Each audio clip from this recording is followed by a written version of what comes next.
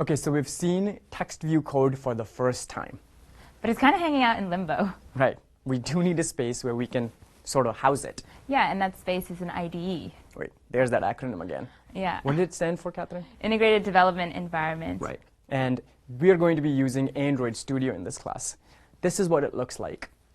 Still a little intimidating. Yeah, I think we might need something that will help our learner ramp up a little bit easier. Right. So we've been working on developing something that is Android Studio on training wheels, and in the tradition of really convoluted acronyms in computer science, we are calling it XMLV.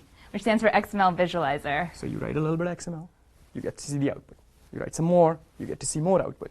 Yeah, so let's go use it. Okay. Since this XML Visualizer was created specifically for this course, it won't provide all the functionality that Android Studio supports. But eventually, in the problem set of this lesson, we'll get you into Android Studio so you won't need this website anymore. A link is in the instructor notes if you want to follow along. For this code, the text says happy birthday, so when I look at the device, it says happy birthday. Now let's try to change the text to happy birthday, Kunal. And then when I zoom in on the device preview, you see that it says happy birthday, Kunal. Now what happens if I try to change the width and the height? I'll pick some arbitrary values like 300 dp for the width and 500 dp for the height. And now in the preview pane, you see that the text view is a lot bigger. The text, though, however, is still the same size in the top left corner. Notice that for the width and height values of 300 and 500, it is followed by dp in each case. This is a unit of measure, like centimeters or millimeters, that we use to describe the size of views on Android, as well as the distance in between views. The unit dp stands for density independent pixels. Let me explain why we need that. Say these beautifully drawn rectangles represent different devices. They're the same physical size, but they differ in terms of resolution. This is a medium resolution device with a medium number of pixels on the screen, high resolution, and an extra high resolution device. When I say pixel, I mean a phone screen is made up of many tiny squares which are pixels, and they light up based on what you're looking at.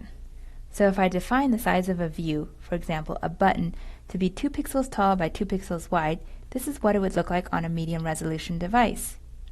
On a high resolution device, it would also be 2 pixels by 2 pixels, but it's a little bit smaller because there's a lot more pixels trying to be packed into this device.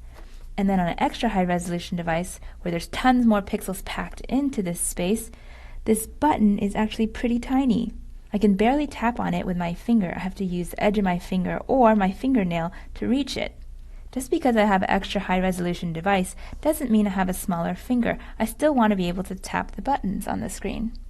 And that is why we have density independent pixels. I can define my button to be 2 dips tall by 2 dips wide. And this is what it would look like across the different devices. It's the same physical size, but under the hood, Android is mapping it to a different number of pixels. You don't have to worry about any of that logic. All you need to remember is that you need to define your sizes in terms of dip values. When designing your apps, we recommend that all touch targets, like buttons, should be at least 48 dips tall and wide. Notice that it says 48 dips and not 48 pixels. Otherwise, it would be really tiny on this extra high resolution device. This will make your app easy to use for everyone. So with all of this knowledge, I want you to try and change the TextView code now. You're going to be writing your very first lines of XML. How exciting! So first try to change the text in the text view, and then try to change the size of the text view. Then I want you to try to create an error, sad face, and then I want you to undo it, happy face.